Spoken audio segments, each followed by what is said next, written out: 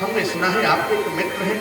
हा हमारे मित्र के तुमने सुधि दिला दी, कितने धन्य हो तुम। स्वामी आप अपने मित्र से मिल क्यों नहीं आते हो? मित्र से मिलकर आओगे तो हमारे जीवन में परिवर्तन आएगा। क्या कहती इसलिए जाऊं कि मेरे जीवन में परिवर्तन आए? नहीं स्वामी, मैं कुछ गलत कह गई। लेकिन स्वामी आप जब तक मित्र से अपने मिलकर नहीं आओगे, कहता जब मुझे मिलने की चाहना होती आंखें बंद कर लेता हूं, यहीं से दर्शन कर लेता हूं अपने मित्र के भजन करके। स्वामी मानस पूजा का फल सिर्फ आपको ही मिलता है। स्त्री यदि कोई धार्मिक कृत्य करती है तो उस कृत्य के अनुसार से वो सौभाग्यशाली बनती है, लेकिन यदि पति कोई धार्मिक कृत्य करता है तो उस धार्मिक कृत्य के प्रभाव से आधा भाग अपने आप ही स्त्री को मिल जाता है। स्वामी जब तक आप शरीर के द्वारा जाकर के नारायण के दर्शन नहीं करके आओगे,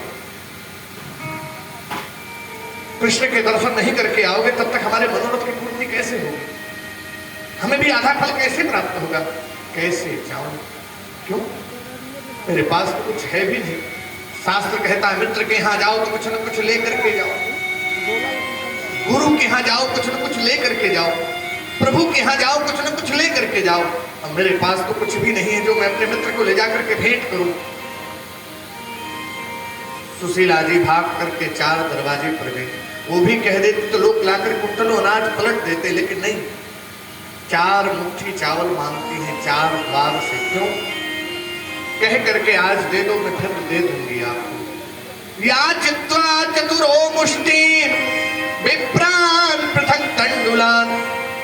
और 4 मुष्टि का चावल जब दिया, जानती थी कि ये अपने मुख से कुछ नहीं कहेंगे, कृष्ण को हमारी पीड़ा का आभास कैसे होगा। 4 द्वार से 4 मुष्टि का चावल लाई।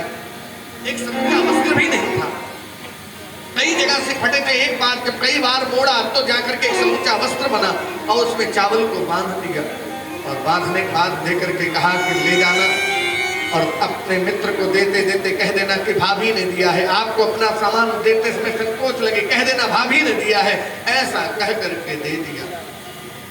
सुदामा जी आज अपने मित्र से मिलने के लिए चले। जानते हो वृक्ष, सुदामा जी इतने कमजोर थे, कोई छोटा सा बच्चा भी उनके शरीर की हड्डियों को गिनता तो एक एक हड्डी की गणना बता देता कितनी हड्डियां हैं सुदामा जी के शरीर में। लेकिन आज सुदामा जी अपने मित्र से मिलने के लिए जा रहे हैं और पुकार कर रहे, हे श्याम सुंदर कैसे आऊं तेरी नगरी।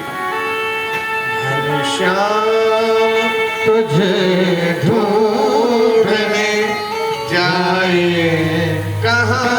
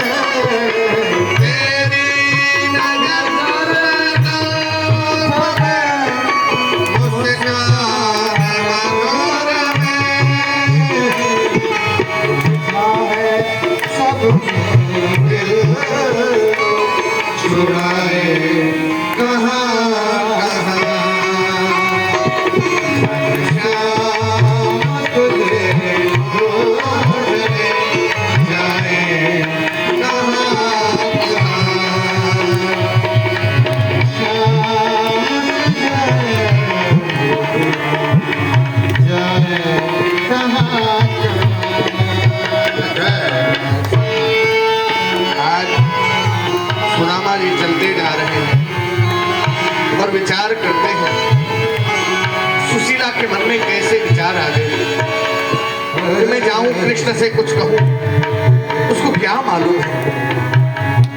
एक बार विश्वामित्र जी अयोध्या पहुंचे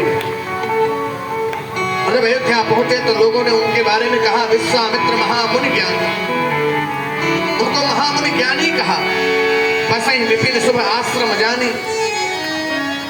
लेकिन वही विश्वामित्र जी जब दशरथ जी से कहते हैं, पूछा उनसे मुनि आगमन सुना जब राजा मिलन गयूं लय विप्र समाजा, विप्र समाज सहित उनसे मिलने भी गए। लेकिन जब उसने पूछा यही कारण आगमन तुम्हारा, करो सो करत न लाऊं द्वारा, महाराज आप जो कहोगे सो मैं पूरा करने में देर नहीं लगाऊंगा। लेकिन जैसे ही राम लक्ष्मण को मांगा तो उस समय बोल पड़े चौथे पन पाए सुचार, विप्र वचन नहीं कहूं विचारे। हे विप्र आपने विचार कर नहीं कहा, चौथे पन में मुझे सुख की प्राप्ति हुई, चौथे पन में विचार कर नहीं कहा।